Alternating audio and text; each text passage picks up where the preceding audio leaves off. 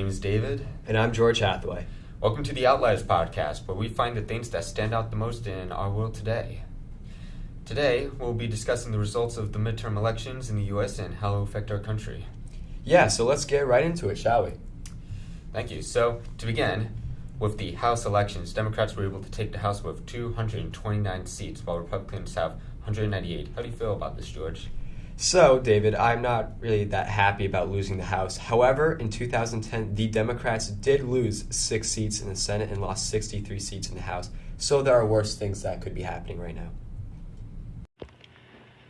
Hello, I'm David right now, and right here, I'm with Mr. Sherman. He teaches civics and many other government-related classes. How are you doing? Good. How are you doing? Doing quite well. So we're here to talk about the midterm elections and the results from it. So what I wanted to ask you first was, what was one of the most surprising outcomes that you heard about?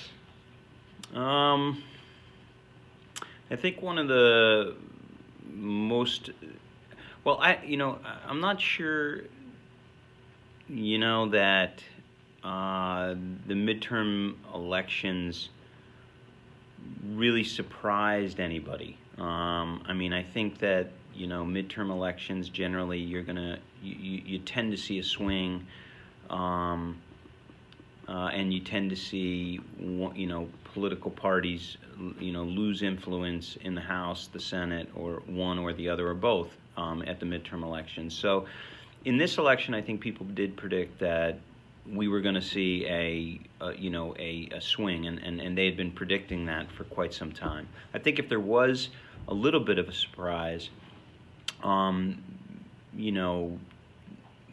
would maybe be that that the in the United States Senate, that the Republicans did a little bit better, I think, than they perhaps thought that they were going to do.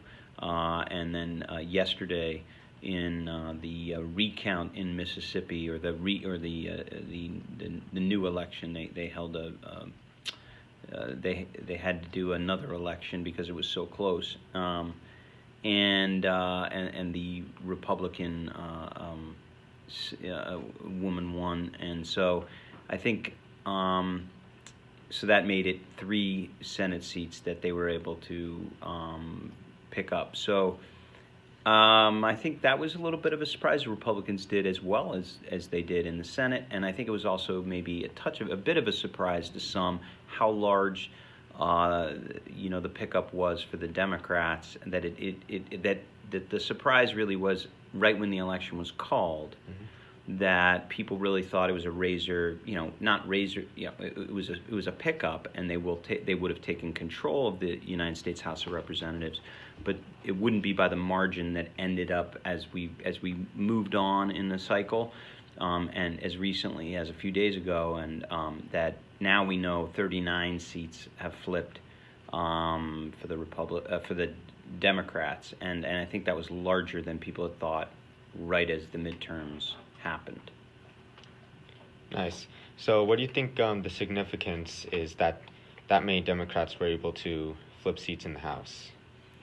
Well, I think that where they flipped the seats in the House matters, and they flipped the seats in the House in many cases in Republican, in areas that had voted overwhelmingly, for Donald Trump in the presidential election, particularly in some of the suburbs of the urban areas, which are wealthier suburbs that are had voted Republican in the past.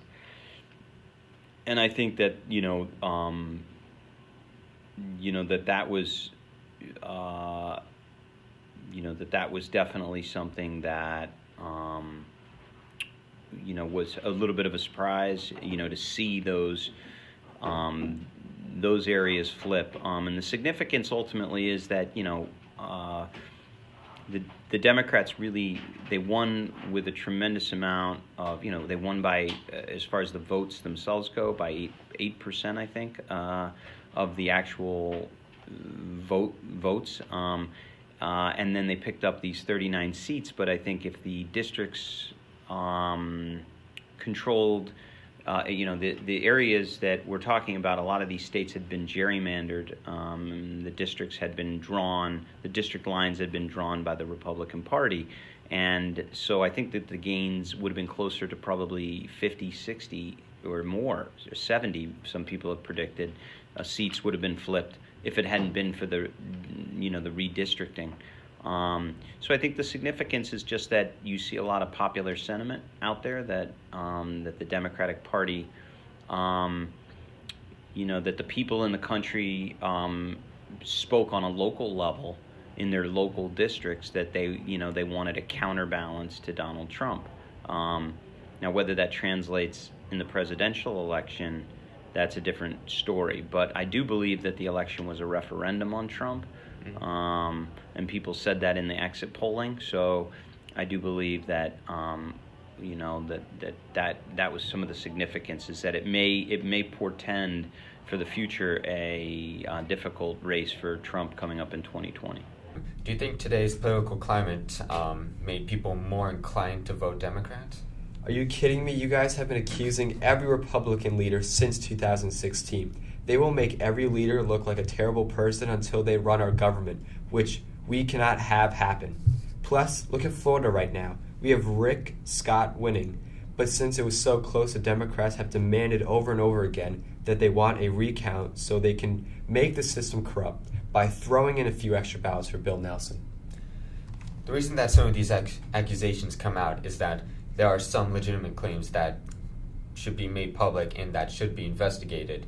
And with the Rick Scott election, this is the problem with ballot counting altogether, because this is ridiculous. At this point in time, we should be able to come up with election results when they happen. Recount should not be necessary.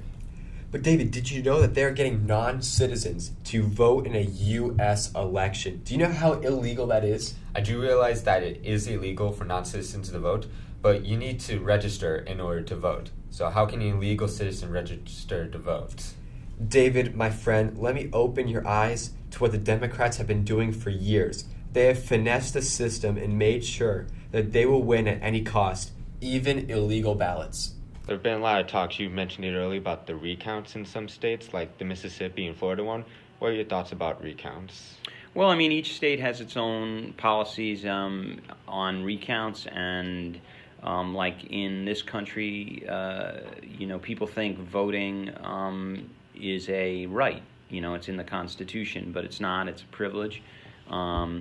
And it's not anywhere in the Constitution, and so each state gets to design its own rules and its own procedures for. Now there's certain guidelines that they have to follow that are constitutional, but at the end of the day they get to set who in one state a felon can vote and in another state a felon can't vote, and in one state this and that. So recounts are all driven by local political forces, and I think it's up for the states to decide what the margin of difference is. It 0.5% or 1% or 1/4%, or how did they do a recount? And how I feel about recounts is I feel like it's up to the states to decide how they want to handle that. If it's close enough, it's within 0.5 percentage point, it seems to me to make sense to do a hand recount. I think we should standardize voting in this country. I think that having different voting machines and different voting, different voting procedures, and we don't have a nationalized registration to vote policy in this country, which we should. I mean, I think if you're born in this country, you should automatically be registered to vote. That's not the case. I believe we should have a standardized voting system, so all the ballots aren't different, and the design of the ballots aren't different. But in every county and in every state in the country, it could be different, and in different counties it could be different. So that creates a lot of problems, and we've seen those problems like in Florida, numerous times, and most recently, in this recent election. So, and we've seen it in other areas of the country as well. So, I believe it's time for some change at the federal level to change voting registration policies and standardize voting. And not take all the power out of the hands of the states, but I think nationalize some of these things, because it's created a lot of headaches and problems. I don't have a problem with recounts, but as far as each state, politicizing how you register to vote, or having different rules for how to register to vote, or having polling booths in certain locations and not in others. There's all kinds of things that this creates problems for. Tell me how people are getting away with this if people know about it. The reason why they've gotten away from it is because since 2016, Democrats ran our country, so they let it get away with until President Trump addressed it. Now we are waiting on actions to take place. Okay, let me ask you this. Since President Trump is the president right now, and at the time Republicans control the House and the Senate, how are the Democrats running the country? Well, David, since 2016, yes, you were right. The Republicans have ruled the House and the Senate. But the Democrats are the ones who really have been the secret cult. That's what they have, the secret cult where they hide these things. And that's where it really comes from, where they hide all these conspiracies and these allegations because they don't want to get caught. And if they get caught, then they are in big, big trouble through our government. And we can't have that happen. I think we're diving into some uncharted territory that I think neither of us are capable of going into for our sakes. Yeah, you're right. Thank you, George, for this enlightenment. But let's talk about some of the winners that are making history right now. Ilhan Omar of Minnesota is one of the first Muslim women to be elected into the House. Yeah, she is. Congrats to her. And it's really good to have this kind of diversity in our House and everything like that. But let's not forget how she violated the House of Representatives rules by accepting payments from college speaking events. That is just wrong. Where'd you read this, George? Well, David, I did get my source off of Fox News. Mm-hmm. You see, viewers can't see this right now, but the doubt on my face speaks 1,000 words. So, check your sources. Yeah, David, you still have no comeback, though.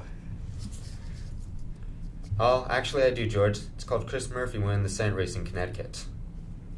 Yeah, David, Murphy did a great job winning. However, he has been a part of numerous sexual harassment scandals, and he refused to speak to the public about it, making him look even more guilty.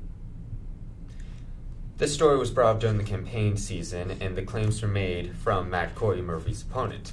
Allow me to quote, "It has been a week since I demanded that Chris Murphy address this shocking and unacceptable situation. And yet, instead of calling for a full, complete disclosure of all U.S. senators and congressmen who are involved in the shocking scandal, he is silent. And his silence means he is supportive and complicit with the cover-up." You see, what I get from all this sounds to me like a move to make Murphy look bad and blow an issue out of proportion that he is actually trying to solve.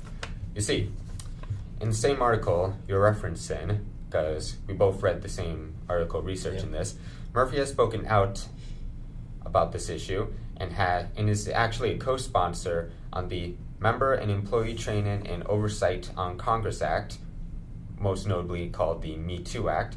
This mandates sexual harassment training for all members of Congress and government employees, and it will make filing sexual misconduct and harassment claims much more easier and call for a much better investigation. You bring up some good points there, David, but to make Murphy even worse of a candidate, his campaign received $5,000 from a fellow Democrat who is now on trial in New Jersey for using illegal money from a donor pal. This illegal money was then given to Murphy and his party, and they have no say whether or not they are returning the money. To be fair, George, a spokesperson for Murphy said that he will see the legal process play out. And in my opinion, this is my opinion, I don't know if it's true or not, let's keep that in mind, I'm trying to be fair here. All right.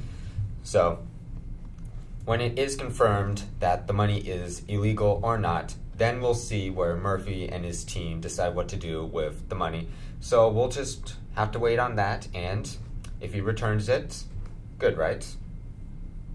Yeah, I guess. But if he doesn't, then okay, then I'll see your point. All right. We'll have to wait and see. All right. David, to move on, over 50% of people voted for my colleague, Ted Cruz, who had over 4 million votes for him. Ted Cruz will keep Texas safe because Texas is our southern border to Mexico, and I know as a senator, he will crack down on the number of illegal immigrants coming into our country, and the MS-13 gangs will be decimated. Yeah, George, Cruz may have won, but the fact that Beto O'Rourke got 4,024,777 votes, that's 48.9% of the vote. That's unheard of in Texas, and that's what I wanted to bring up, but you bring up the topic of illegal immigration, so go into that real quick for me. Well, I think, David, first of all, to go on your first point, the reason why he got more votes is because geographically a majority of his votes are from the southern tip of Texas, where most Democrats probably support illegal immigration, so no wonder why they voted for him. On the topic on illegal immigration, what is one of the biggest reasons why people went out to vote? What's your take? Well, David, illegal immigration is just wrong. It really is. Having people illegally come into our country and they expect them to get their necessities of life for free, I mean, come on. What I don't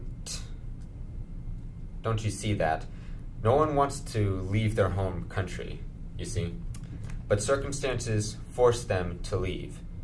As a nation, we have a giant stone tablet on a statue that says, "Give us your poor, give us your weak." We must at least hear them out and give them somewhat of a chance. Yes, illegal immigration is a serious problem, but we as a country have to come up with some sort of compromise. I mean, our country does have something. It's called the neutralization process. It's the process of becoming a legal U.S. citizen. It's not that hard to do. 10 simple steps. That's it. It's so simple. The reason why we have so many laws and people who are against it is because of the cartels and drug lords that try to use our country as a business to sell illegal drugs. Do you want your kids to be exposed to these kind of drugs that the illegals bring in? I'll start out with this. Yes, I do think that it is unfair that there are people who go through this process legally, and sometimes they can't get in. And yeah, I get where you're coming from. There are those who go through this illegally and face no consequences. That's just unfair for people who try to do it the right way. But there are certain circumstances that call for rapid asylum or maybe even citizenship if we go that far. So what I hope that what we do is that we create the modern Ellis Island, a place where people can congregate together and be able to fill out the legal process of citizenship. But the biggest problem with most of these people is safety. Take a look at what's going down with the migration crisis down in Honduras. They are fleeing from danger. Now, are they going to be allowed to go through the borders or not? We don't know. But the thing is that they're unsafe. I bet most of them would fill it out illegally if it weren't for the fact that they weren't fearing for their lives. So a place where they can go to fill this all out, to have the chance to become citizens, it's the best thing we can do. Now, to answer your question, George, yes, I am fearful for my own children because I know the harm that drugs can do and the good people that fall victim to them. All I can really hope for is that I raise them good enough to be like me and just avoid them as much as possible and to avoid using them. But, like you said, drug lords, MS-13, that scares me. So, if there is a solution to stop them from coming through, I'm all ears. David, you're right. You do bring up some good points. But I don't know if you want your kids to be a lot like you, though. They don't have it as good as we have it here in America. Mm-hmm. America's a great country. Always was, always will be. But that is still no exception for them to come over here illegally. Okay, George, I think we'll leave it at that. I'd like to just thank you for expressing your opinions on the show, coming here and talking with me, and I think that's really all the time we have for today, so I just want to thank you again. No, David, thank you for inviting me, and also a shout out to Mr. Sherman for being a guest on our show today. Thank you for tuning in to the Outliers Podcast.